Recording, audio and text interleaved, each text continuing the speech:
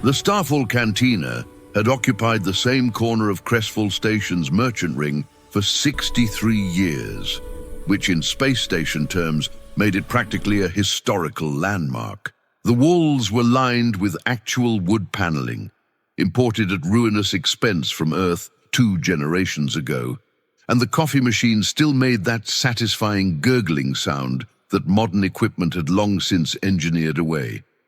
It was the kind of place where regulars knew which seat had the wobbly leg, where the owner's grandmother's recipe for synthetic bacon actually tasted like something worth eating, and where, on any given afternoon, you could find at least 3 species arguing about sports scores from planets they'd never visited. On this particular afternoon, the comfortable murmur of conversation died like someone had pulled a plug. The door had chimed, nothing unusual there, but what walked through it made every head turn and every conversation halt mid-syllable. A human boy, maybe 10 years old, stood in the doorway clutching a pair of battered metal crutches. His clothes hung off his thin frame in tatters, the grey-green fabric so worn and torn it looked like he'd fought his way through a recycling processor. Blonde hair, unwashed and tangled, fell across a face smudged with grime. His left leg ended just below the knee, in a prosthetic that whirred and clicked with each halting step. Clearly several sizes too small, and at least a decade out of date.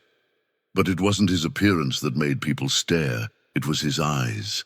They swept the room with the desperate calculation of someone who had learned that hope was a luxury he couldn't afford. He approached the first occupied table, where a pair of Valanthi merchants were reviewing cargo manifests. The Valanthi were generally considered among the more compassionate species in the sector. Their whole culture was built around principles of hospitality and mutual aid. "Excuse me," the boy said, his voice barely audible over the ambient noise. "Could I maybe—" The merchants exchanged a look.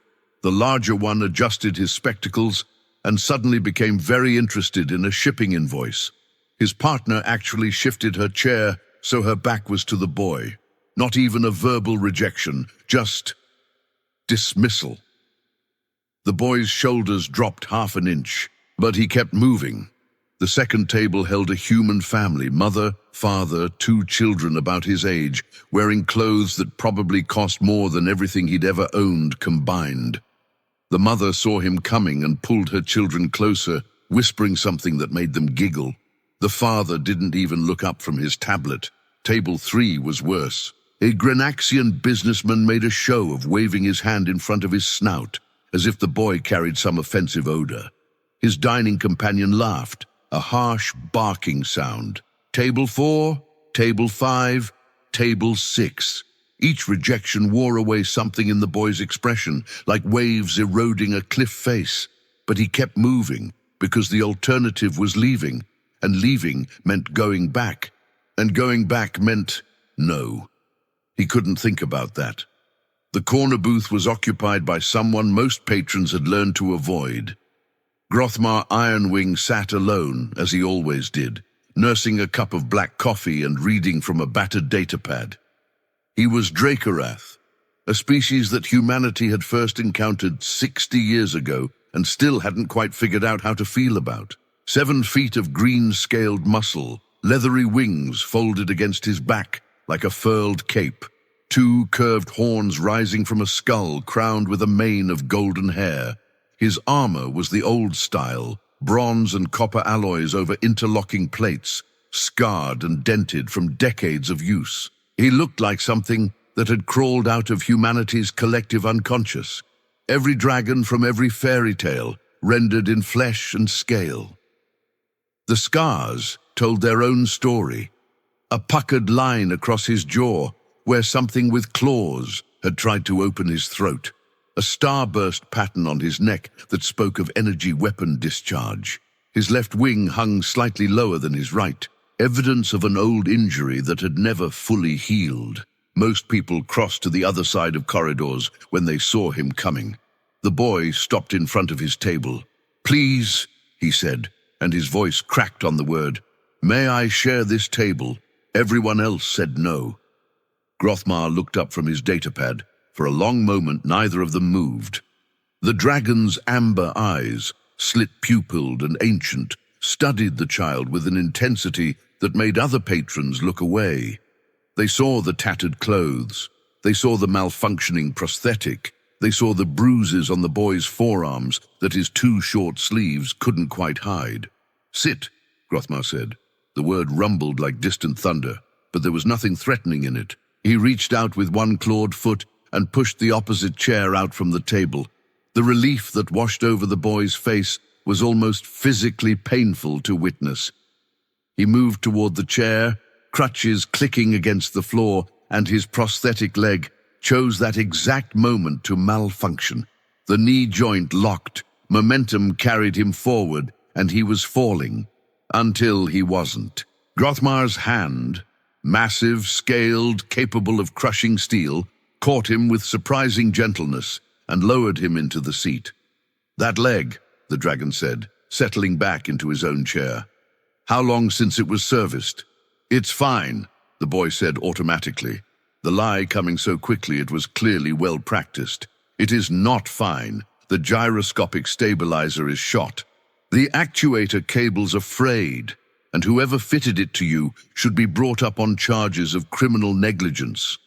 Grothmar's voice was matter-of-fact, not accusatory.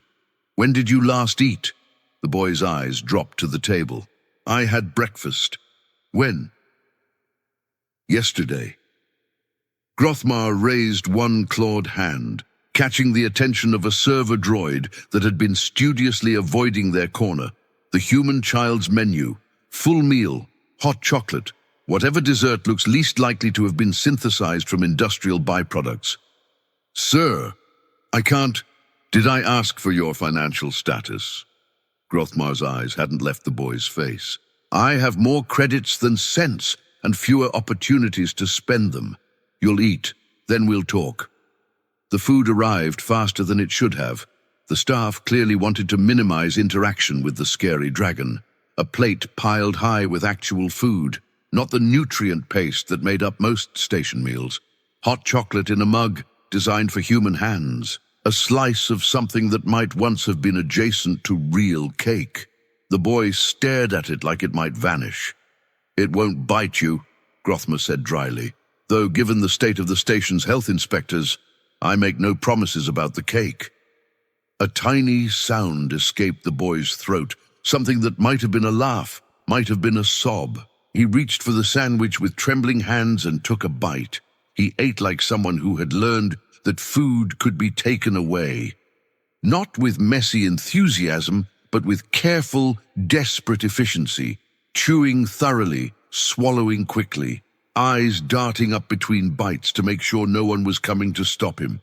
Grothmar watched, saying nothing, his coffee growing cold in his cup. When the plate was half empty, the boy's hands stopped shaking enough for conversation. "I'm Toby," he said quietly. "Toby Windhaven.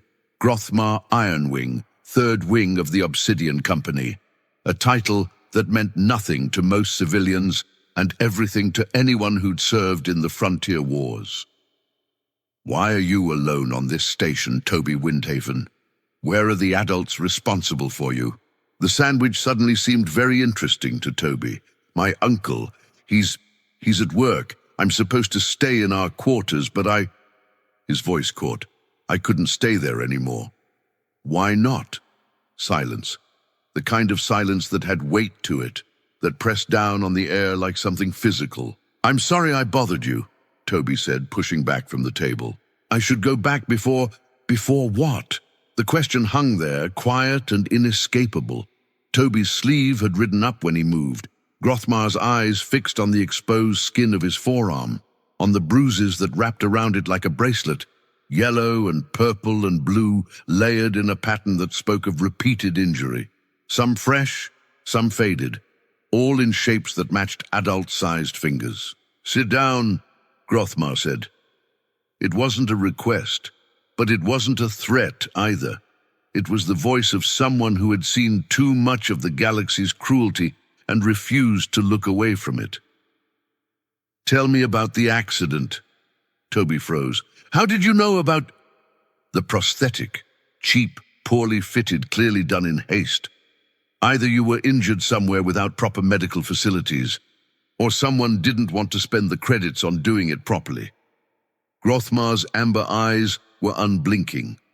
Which was it? The words came slowly at first, dragged up from somewhere deep and dark. My parents died 3 years ago. Transport accident in the shipping lanes. I was with them, but I survived. I lost my leg in the crash. Toby's voice was flat, reciting facts he'd told himself so many times they'd lost their power to hurt. My uncle, my dad's brother, he became my guardian, took me in, took control of everything my parents left. Everything? The insurance payout, the savings, our ship. A bitter laugh, old beyond his years.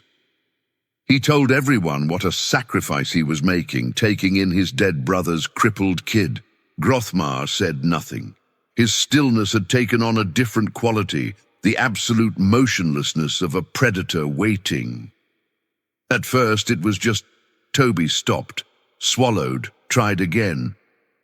He said I needed to earn my keep, that I was expensive, that the prosthetic and the doctors and the food all cost money. So I did chores, cleaning, fixing things, whatever he told me. His hands had curled into fists on the table.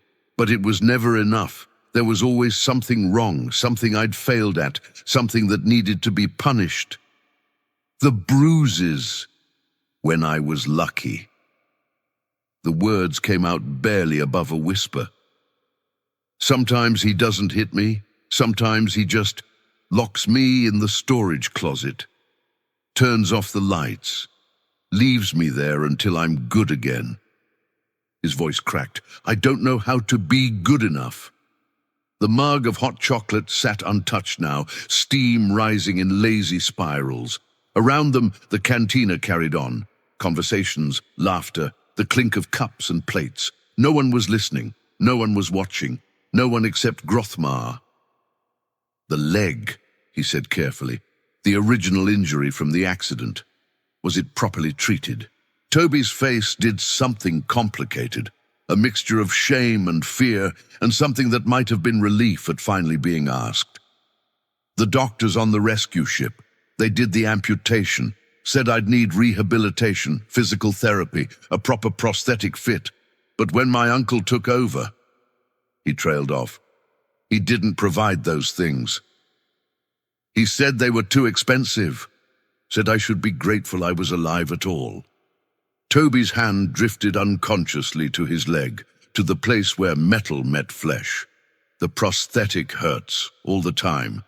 The socket doesn't fit right, and there's something wrong with the knee joint, and let me guess, Grothmar interrupted, his voice carefully controlled. He tells you it's your fault, that you're not using it correctly, that other amputees manage just fine, and you're simply not trying hard enough. Toby's head snapped up, eyes wide. How did you? Because cruelty follows patterns, young one. Predators are rarely creative. The dragon's claws had extended slightly, scraping against the table's surface and leaving shallow grooves in the composite material. Tell me about the money. You said he took control of your parents' assets. The insurance paid out 200,000 credits. My parents had another 100,000 in savings. The ship was worth maybe 50 more. Toby's voice had gone mechanical again, reciting numbers he'd clearly overheard.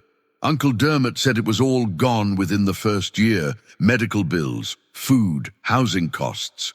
He said I'd eaten through my own inheritance.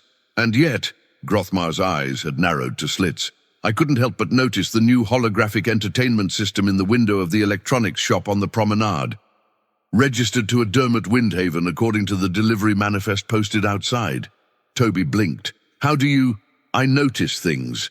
It's a survival skill in my profession. The dragon leaned forward slightly. Tell me, Toby, in the past 3 years, has your uncle ever taken you to see an actual doctor? Not a medical droid, not a pharmacy automaton, but a licensed physician who might ask questions about how you acquired your various injuries. No. Has he enrolled you in station educational programs, filed the required reports with child welfare services, arranged for the mandated psychological counseling that survivors of trauma accidents are legally entitled to?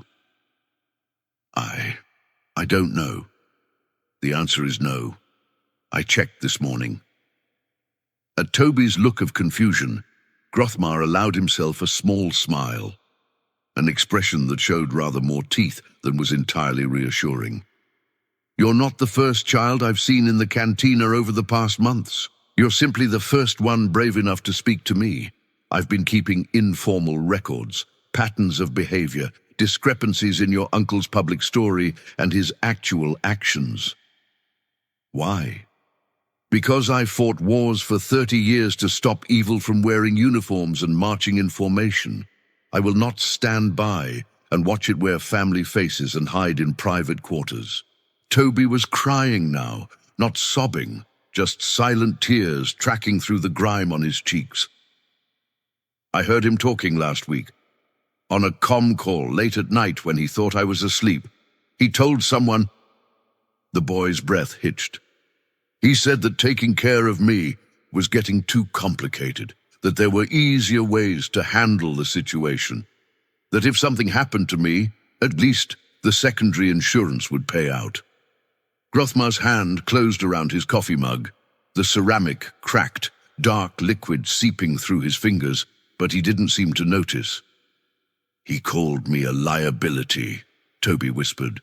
He said I was worth more dead than alive. The silence that followed was absolute. Then Grothmar spoke, and his voice had changed. Gone was the casual rumble of cantina conversation. This was something older, something that echoed with authority and barely contained rage. Toby Windhaven, I need you to trust me for the next few hours. I'm going to make some calls, speak to some people, set certain wheels in motion.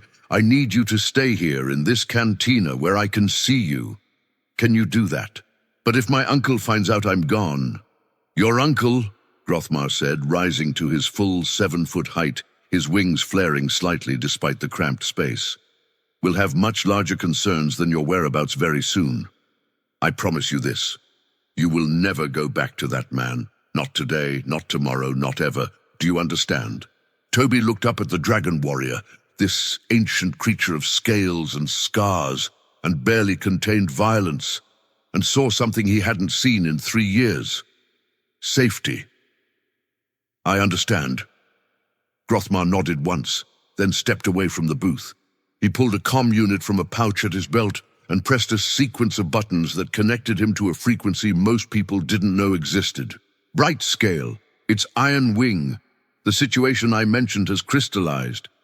A pause, then, worse than we thought. Active threat, possible insurance fraud, documented child abuse. I need the full counsel at the cantina within the hour. And contact Investigator Pellon with the station authority. Tell her the Obsidian Company has a gift-wrapped case for her if she can move quickly enough. He ended the call and made another.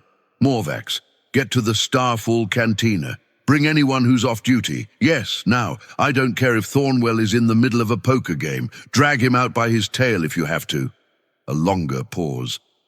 A child, Morvax. A human child. Being starved and beaten and potentially scheduled for elimination by the one person who was supposed to protect him. Does that clarify the urgency?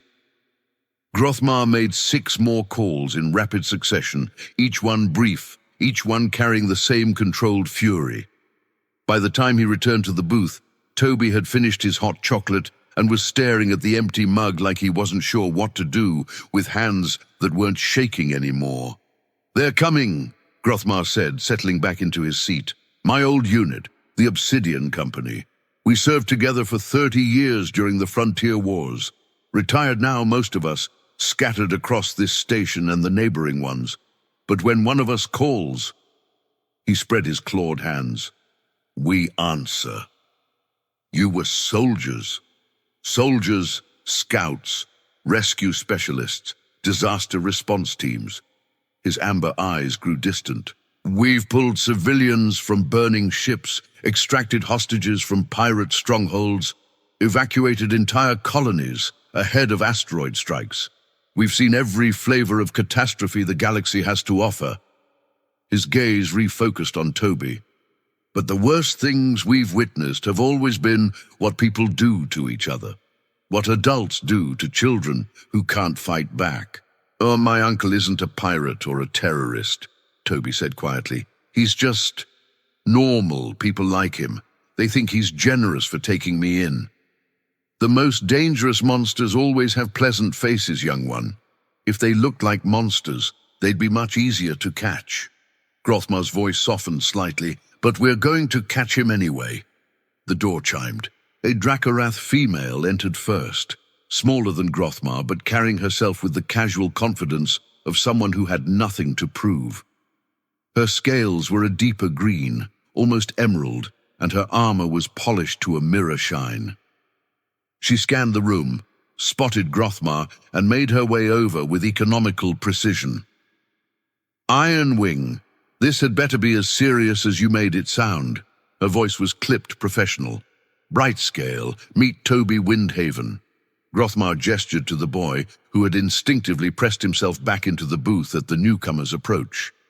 "Toby, this is Commander Valessa Brightscale, former head of tactical operations for the Obsidian Company and current operator of the finest intelligence network on this side of the sector." Valessa's eyes, golden where Grothmar's were amber, swept over Toby with an appraiser's efficiency. They lingered on the bruises, the prosthetic, the too thin frame beneath the tattered clothes. "Domestic abuse?" she asked Grothmar without preamble. "Guardian, 3 years of escalating neglect and violence, possible murder plot, insurance fraud, theft of the child's inheritance." The Guardian's name? Dermot Windhaven, human male, 47, employed in the station's cargo logistics division. "I need everything you can find. You'll have it within the hour." Valessa was already pulling out her own comm unit. "What's the physical evidence situation?" The boy's body tells its own story. The prosthetic is a crime against basic medical standards. I suspect the residential quarters will provide more. We'll need legal authority before we can search. Investigator Pellon is being notified. She owes me 3 favors and a considerable sum at cards. She'll move. More arrivals.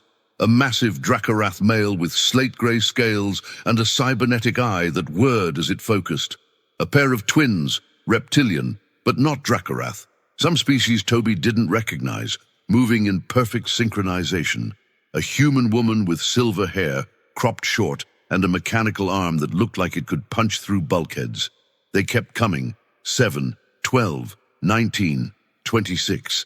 26 former soldiers filled the Starfall cantina, pushing tables together, ordering drinks they wouldn't finish, transforming the space into something that felt like a military command center, while somehow maintaining the fiction of a casual gathering. And every single one of them, at some point in the next few minutes, found an excuse to walk past Toby's booth, to make eye contact, to say something kind. "My daughter had those same crutches," said the human woman with the mechanical arm. "Hated them until I rigged them with hover assist. Want me to take a look at yours?" "You like starship models?" asked one of the reptilian twins, settling into a nearby seat. "My brother and I have a collection, hundreds of them. You should come see sometime." "The cake here is terrible," announced the gray-scaled Dracorath with the cybernetic eye, sliding a plate of what was clearly premium confectionery onto the table. "So I got you this from the place 3 levels up. Much better." Toby didn't know what to do with any of it. 3 years of isolation, of being told he was a burden, of every interaction carrying the implicit threat of punishment. And now these strangers were just being nice, for no reason, without wanting anything. "Why?" he asked Grothmar, when the others had drifted away to their various tasks. "Why are all of you helping me? You don't even know me." The old dragon was quiet for a long moment. "When I was young, he said finally. "Younger than you are now. My world was conquered. My family was killed. I was taken by the invaders and put to work in their mining camps. Because Dracarath children are strong enough to be useful and small enough to fit in tight spaces." His claws traced absent patterns on the table. "I spent 4 years in those camps before the liberation came. 4 years of being told I was worthless, that I existed only to serve, that any kindness I received was more than I deserved." Toby's eyes had gone wide. "When the rescue ships arrived, the first person I saw was a human soldier, old man, older than I am now even. He looked at me, this terrified, half-starved child who didn't speak his language and came from a species humanity had only just discovered. And do you know what he did?" Toby shook his head. "He knelt down until we were eye to eye, and he said in badly accented Dracarath that he must have learned from a phrasebook. 'You are safe now. No one will hurt you again.'" Grothmar's voice had grown rough. "I didn't understand all the words, but I understood the meaning, and I spent the next 60 years trying to be the kind of person who would kneel in the dirt and say those words to a frightened child." He leaned forward, his ancient eyes meeting Toby's. "You are safe now, Toby Windhaven. No one will hurt you again, and if they try, they'll have to get through all of us first." Toby tried to say something, "Thank you, maybe, or I believe you," but what came out instead was a sob. Not the silent tears of before, but real crying, the kind that shook his whole body. 3 years of grief and fear and hopelessness pouring out all at once. Grothmar didn't shush him, didn't tell him to be strong, didn't look embarrassed or uncomfortable. He simply reached across the table and wrapped one massive, scaled hand around both of Toby's and held on while the storm passed. Around them, the Obsidian Company continued their work. Valessa coordinated with station authorities, her clipped voice providing a steady counterpoint to Toby's sobs. The grey-scaled Dracarath, Thornwell apparently, was reviewing cargo records, searching for discrepancies in Dermot Windhaven's employment history. The human woman, who answered to Sergeant Major, despite being retired for 20 years, had produced a toolkit from somewhere and was methodically disassembling Toby's crutches to repair them. The investigation moved fast. It had to. Investigator Pellon arrived within 90 minutes. A middle-aged Valanti woman with shrewd eyes and absolutely no patience for bureaucratic delays. She listened to Grothmar's summary, examined the bruises on Toby's arms, spoke briefly and gently with the boy himself, and then made a call that brought 4 station security officers to the cantina within minutes. "We have enough for a preliminary detention," she announced. "Guardian suspected of child abuse, medical neglect, and possible financial crimes. We'll pick him up now and search the residence." "I want to come," Grothmar said. "Absolutely not." "Pelhan, you're emotionally involved, you're retired, and frankly, Ironwing, you're terrifying enough that a defense attorney would argue we intimidated the suspect just by having you present." Her voice softened slightly. "Stay with the boy. He needs you more than I need you growling at his uncle." Grothmar didn't like it. That much was obvious from the way his wings twitched and his claws extended, but he nodded. "Valessa goes," he said. "As a civilian observer, she'll document everything for the company's records." "Acceptable." Pellon was already moving toward the door. "We'll be in touch within hours." And then they waited. Toby's crutches had been fully repaired. The Sergeant Major had not only fixed the stabilization issues, but added some kind of shock absorption system that made them almost comfortable to use. Thornwell had tracked down Toby's educational records and confirmed what Grothmar had suspected. The boy hadn't attended a single class since arriving on the station 3 years ago. His uncle had filed exemption requests claiming home education, but there was no evidence any education had actually occurred. The food records were worse. Dermot Windhaven had been claiming full child support credits from the station's welfare system, receiving supplements for a growing child's nutritional needs. None of it had gone to Toby. The receipts told a different story. Premium food deliveries for one, nutrient paste and water for the other. How did no one notice? Toby asked, staring at the records Thornwell had pulled up on a portable display. 3 years. 3 years and nobody saw anything? People see what they expect to see, Thornwell said grimly. Your uncle played his part well. The struggling guardian, doing his best with a difficult child. He was careful never to abuse you where others could witness. He framed any signs of your distress as behavioral problems or trauma from the accident. The cybernetic eye whirred as it focused on Toby. It takes a special kind of evil to be that methodical. But someone must have. Someone did. This from Valessa, who had returned from the search and was looking grimmer than Toby had yet seen her. 2 separate reports to Child Welfare Services over the past 18 months. Both times, your uncle was warned in advance of the welfare check. Both times, he made sure you were cleaned up, well-fed, and coached on what to say.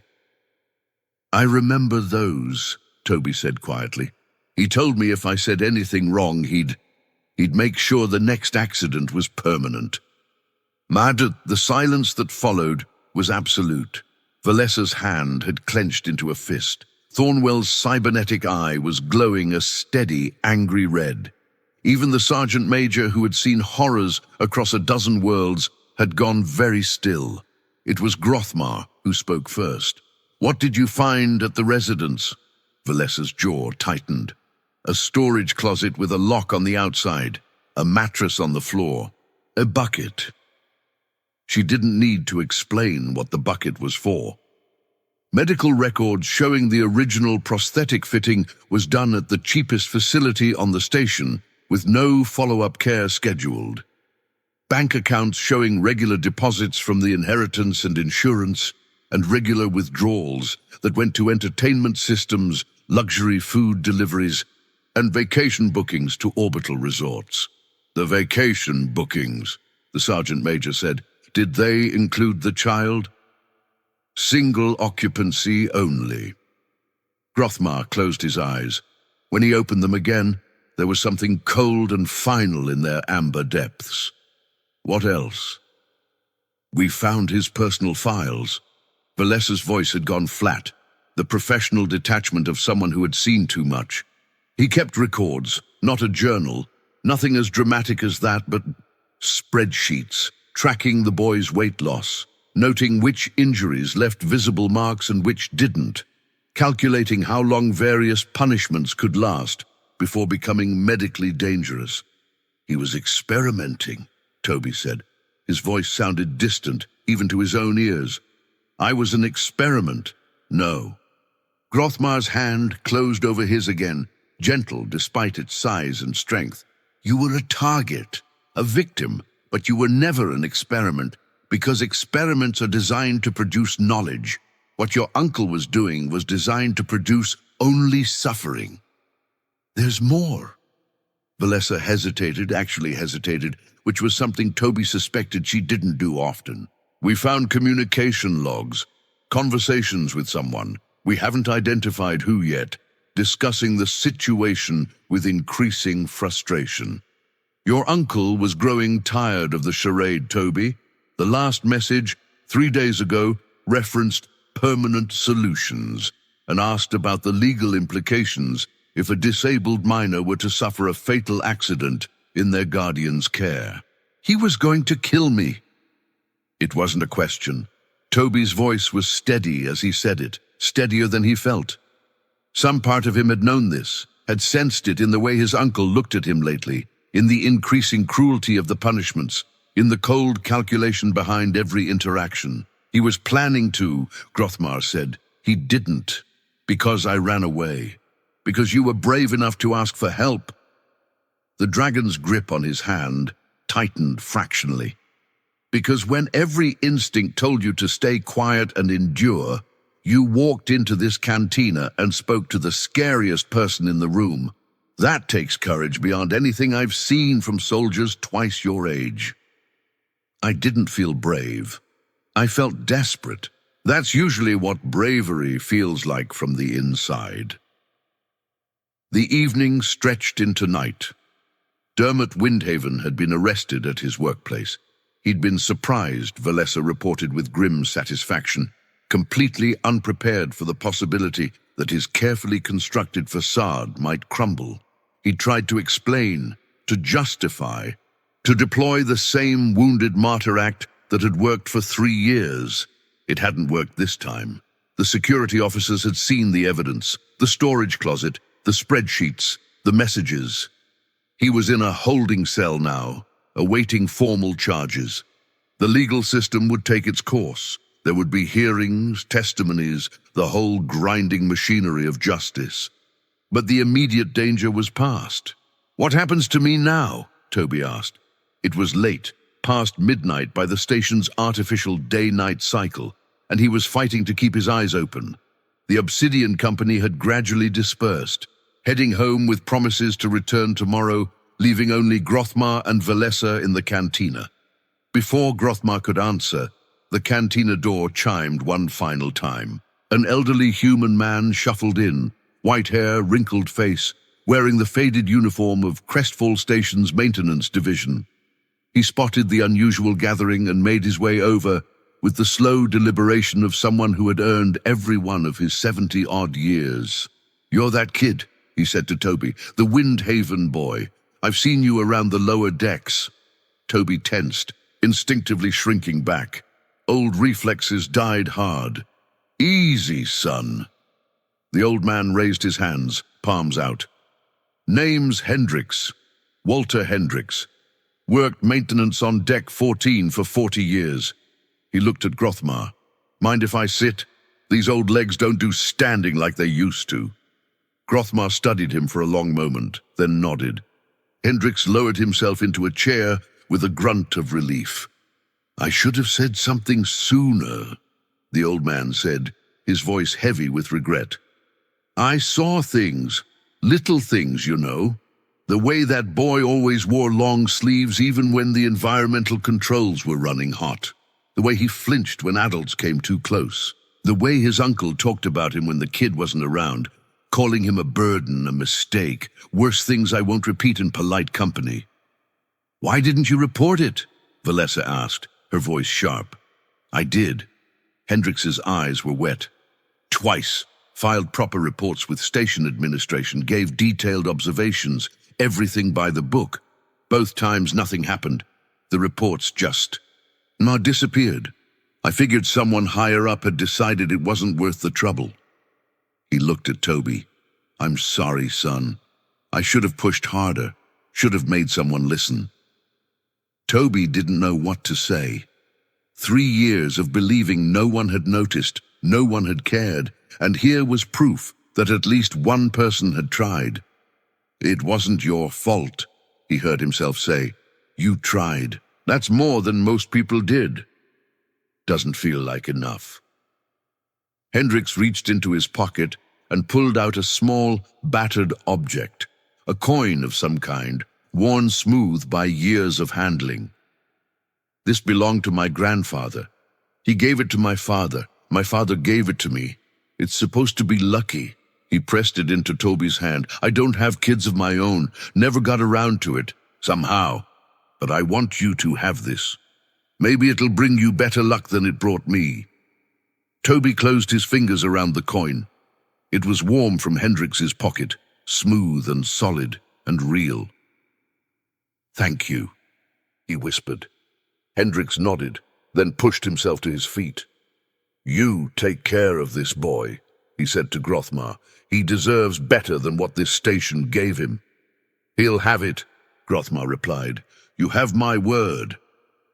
The old man left and the cantina fell quiet again. "Tonight, you sleep," Grothmar said, "in a safe place with people watching over you. Tomorrow, we begin the process of making sure you never have to be afraid again. But where do I go? I don't have any other family. My parents, they didn't have siblings. My grandparents are all dead. The exhaustion was creeping into Toby's voice now, mixed with a familiar despair. The system will put me somewhere. Another guardian, another stranger. The system will do no such thing. Grothmar's voice was firm. Because I intend to file for emergency guardianship first thing tomorrow morning. Toby's eyes went wide. You? But you don't even know me. I'm human. We're not even the same species. Why would you want to? I spent 30 years building a family out of people who had no blood connection to me, Grothmar said quietly. The Obsidian Company became my brothers and sisters because we chose each other, not because genetics demanded it. Family is not a matter of species or DNA, Toby. It's a matter of commitment, of showing up, of promising to protect someone and meaning it. But Toby's voice cracked. I'm broken. The leg, the nightmares, all the stuff my uncle said about me.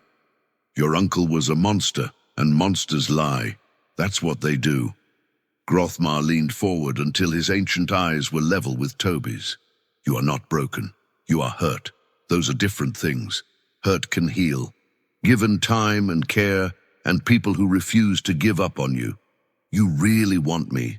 The question came out small, fragile, barely more than a whisper. I really want you. I'd be honored to be your family if you'll have me. Toby cried for the second time that day, but these tears felt different, cleaner somehow, like rain washing away old grime. I'd like that, he managed finally. I'd really like that. Grothmar smiled carefully, so as not to show too many teeth, and reached across to ruffle Toby's unwashed hair. Then that settled. But right now, young one, you need sleep. Valessa has arranged a guest room at her quarters, secure, comfortable, and monitored by more security systems than some military installations. Tomorrow we'll start sorting out the paperwork. Will you stay until I fall asleep? I'll stay as long as you need. They made their way through the station's quiet corridors, Toby's newly repaired crutches clicking softly against the deck plates. The few people they passed gave them curious looks, the massive dragon warrior and the small human child, but no one interfered. Perhaps they sensed something sacred in the scene, something that demanded respect even from strangers. Valessa's quarters were everything Grothmar had promised, warm, comfortable, secure. The guest room had an actual bed, not a mattress on the floor, not a closet with a lock, but a real bed with blankets and pillows, and a nightlight that cast gentle patterns on the ceiling. Toby stood in the doorway, staring at it like he'd never seen such a thing before. The bathroom is through there, Valessa said, her voice gentler than Toby would have expected. Clean clothes on the chair. They'll be too big, but they're better than what you're wearing. There's food in the kitchen if you're hungry, though I suspect you're more tired than anything else. Thank you, Toby said. I don't know why you're all being so kind to me, but thank you. Thank us by getting some sleep. Valessa's golden eyes softened. You've been running on fear and adrenaline for 3 years. Your body needs rest more than it needs gratitude. She excused herself, leaving Toby alone with Grothmar in the guest room doorway. I'll be right outside, the dragon said, all night. If you need anything, if you have nightmares, if you wake up scared, if you just want someone to talk to, I'll be there. You don't have to. I know. That's why I'm doing it. He settled his massive bulk onto the floor outside the door, wings folding against his back, tail curling around his feet. Go to sleep, Toby Windhaven. Tomorrow is the first day of your new life. You'll want to be rested for it. Toby crawled into the bed. It was impossibly soft after 3 years of thin mattresses and hard floors. The blankets were warm. The pillow cradled his head. And when he closed his eyes, he could hear Grothmar's steady breathing just outside the door. For the first time in 3 years, he fell asleep without being afraid. The trial took 4 months. 4 months of testimonies and evidence presentations and legal arguments that seemed designed to drag on forever. Dermot Windhaven hired lawyers, filed motions, tried every procedural trick in the book to delay or dismiss the charges against him. He claimed misunderstanding. He claimed the boy had behavioral problems. He claimed the evidence had been planted by militaristic aliens with a grudge. None of it worked. The medical examinations documented years of abuse. The financial records showed systematic theft. The communication logs revealed premeditation. And Toby himself, with Grothmar at his side every moment, testified about what he had endured, not with anger or vengeance, but with the quiet, devastating clarity of someone who had finally found the words for things that had been wordless for too long. The verdict, when it came, was unanimous. Guilty on all counts. 25 years in a rehabilitation facility, no possibility of early release. The stolen assets were recovered and placed in trust for Toby. His uncle's name was added to a registry that would prevent him from ever having legal authority over a child again. The courtroom had been packed for the sentencing. News drones hovered outside, broadcasting to every corner of the station. What had started as a simple abuse case had become something larger, a story about a child who had asked for help and the unexpected community that had answered. Dermot Windhaven had stood stoic through most of the proceedings, maintaining his mask of the misunderstood guardian right up until the final judgment. But when the sentence was read, something cracked. He turned to look at Toby, really look at him perhaps for the first time, and his face contorted with rage. "You ungrateful little," he started before bailiffs seized his arms. Toby didn't flinch, didn't look away. 3 months ago, that voice would have sent him spiraling into terror. Now, with Grothmar's hand solid on his shoulder, he simply watched as the man who had made his life a nightmare was led away in restraints. "I'm not afraid of you anymore," he said quietly, almost to himself. Grothmar heard him anyway. The dragon's grip tightened briefly, not in warning, but in pride. Outside the courthouse, a crowd had gathered, not protesters or reporters, but ordinary station residents who had followed the case. They applauded as Toby emerged, tentatively at first, then with growing enthusiasm. Strangers called out words of encouragement. A child about Toby's age waved a hand-drawn sign that read, "Toby is brave," in crooked letters. It was overwhelming. It was wonderful. It was almost too much. "It's over," Toby said afterward, standing with Grothmar and a dozen members of the Obsidian Company who had attended every day of the trial. "It's actually over." "This chapter is over," Grothmar corrected gently. "Your story is just beginning." The guardianship hearing had been much simpler. Cross-species adoption wasn't common, but it wasn't unprecedented either. The galaxy had been mixing and mingling long enough that legal frameworks existed. Grothmar had character witnesses dating back 40 years. The Obsidian Company had pooled resources to demonstrate financial stability. Toby himself had stated clearly and without hesitation that he wanted to stay with Grothmar. The judge, an elderly Valanthe with kind eyes and 30 years on the bench, had smiled when she signed the final paperwork. "This court finds that the petition for guardianship is hereby granted," she had said. "Toby Windhaven will remain in the care of Grothmar Ironwing, with all rights and responsibilities pertaining to that arrangement. I expect," she had added, looking at Grothmar over the top of her spectacles, "that I won't be seeing either of you in my courtroom again, except for happy occasions." "You won't, Your Honor." "Good. Then go home, both of you. You've earned some peace."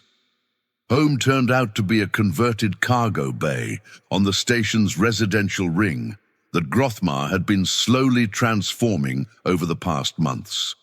What had once been an empty industrial space was now something warm and lived in, scaled for a Dracorath size, but with human-accessible furniture strategically placed, walls lined with bookshelves and art from a dozen worlds, a corner dedicated to starship models, that Toby had started collecting with the reptilian twins' encouragement. There was a room for Toby, his own room, not a closet, not a storage space, but a real room with a window that looked out on the stars and a door he could lock from the inside if he needed to feel safe. The prosthetic had been replaced, properly this time, a top-of-the-line model fitted by the station's best medical team, fully integrated, properly sized, with sensory feedback that let Toby feel the floor beneath his feet for the first time in years. He still needed the crutches sometimes, when his muscles got tired or the phantom pains flared up, but he could walk without them now, could run when he wanted to, and he wanted to, more and more often. 6 months after the trial, the Obsidian Company threw a party, not for any particular occasion, or rather for every occasion all at once. A birthday that had gone uncelebrated for 3 years, an adoption that had been finalized 8 months ago, a first day of school that had gone remarkably well, a medical report showing Toby had finally reached normal weight for his age. They filled Grothmar's quarters to bursting, dragons and humans and Valanthi and the reptilian twins and a dozen other species, eating and laughing and telling increasingly ridiculous war stories that Toby suspected were at least 60% fabricated. The reptilian twins, Sketh and Barak, as Toby had learned to tell them apart by the slightly different patterns on their scales, had taken charge of the decorations. This resulted in a color scheme that could charitably be described as enthusiastic, and more accurately described as what happens when 2 colorblind former demolitions experts are let loose in a party supply store. It's very vibrant, Valessa said diplomatically, eyeing a streamer that appeared to shift through the visible spectrum and several colors beyond it. We were going for festive, Sketh replied.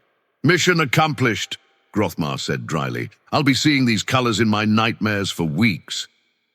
That's the spirit, Barak clapped him on the shoulder with enough force to stagger a lesser being.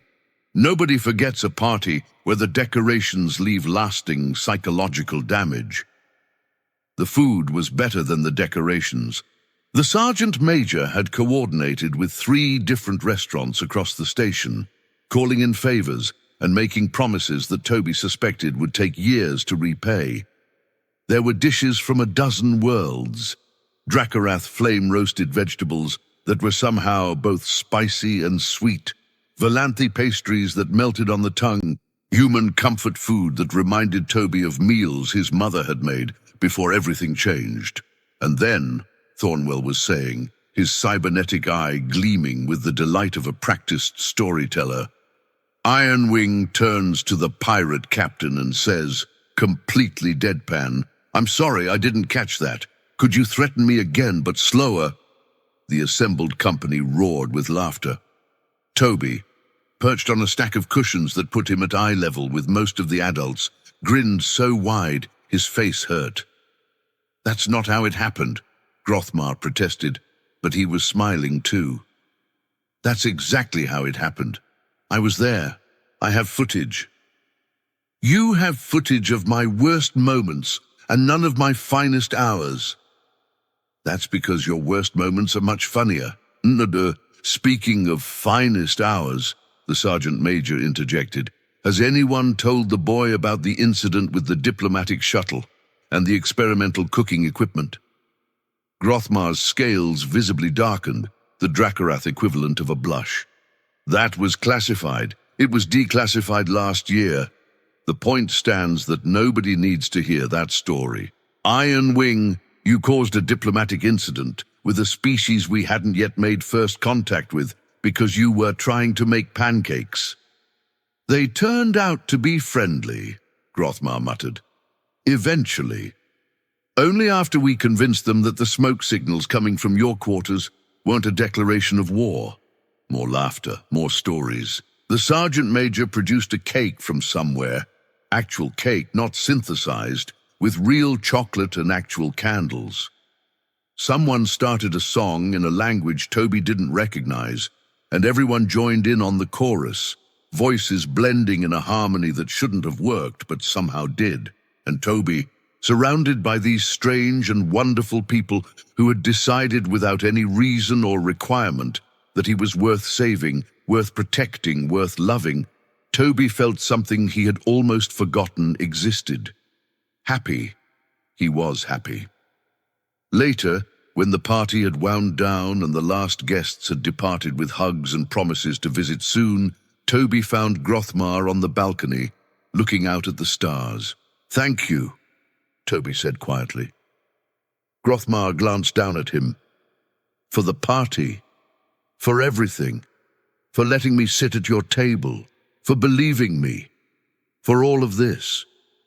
Toby gestured vaguely, encompassing the quarters, the stars, the life he was building.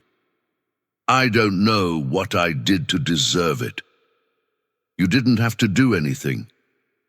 Grothmar settled onto the balcony floor, folding his wings, bringing himself closer to Toby's level.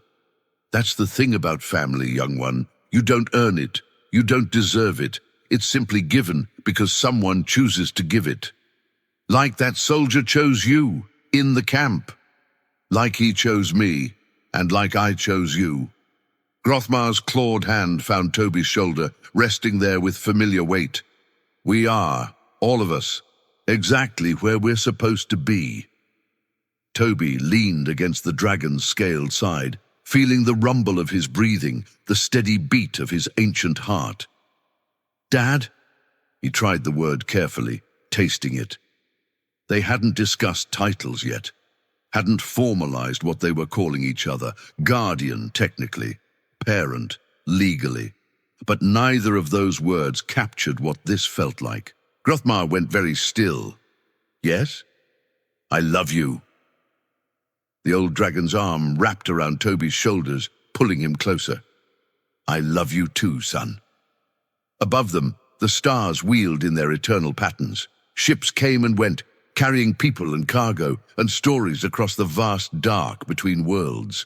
Somewhere out there, on planets and stations and ships beyond counting, other children were suffering, other monsters were hiding, other heroes were waiting to find their purpose.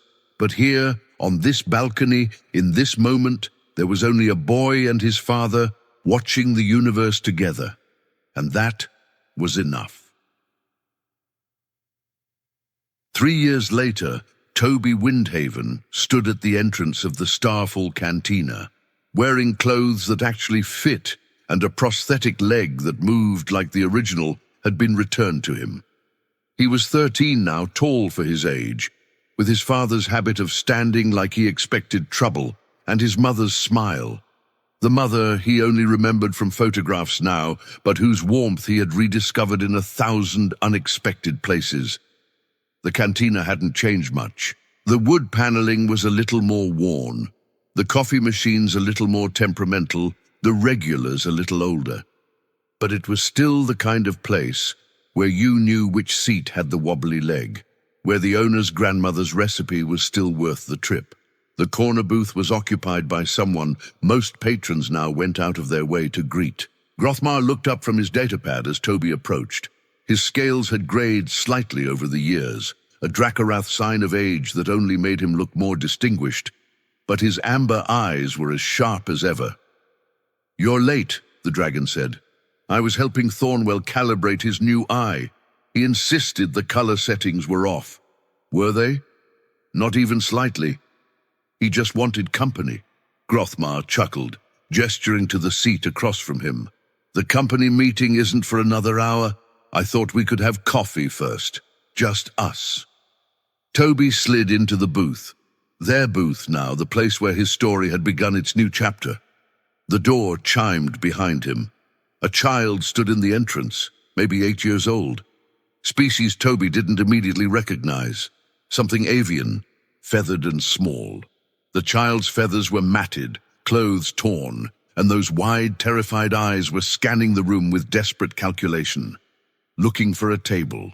Looking for anyone who might show kindness. The first table the child approached held a human businessman who suddenly became very interested in his tablet. The second held a group of station workers who pretended not to see. The third, the fourth, the fifth. Toby was already on his feet. "Hey," he said softly, crouching down to the child's eye level. "You look like you could use a friend. Want to share our table?" The child's eyes, huge, golden, filled with a hope that warred against experience, met his. Everyone else said no. "Well," Toby offered his hand, palm up, non-threatening. "We're not everyone else."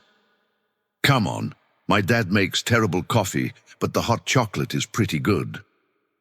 The child hesitated one moment more. Then a small, feathered hand reached out and grasped Toby's. At the corner booth, Grothmar was already pushing out a third chair. Some stories, after all, are meant to be passed on. The end.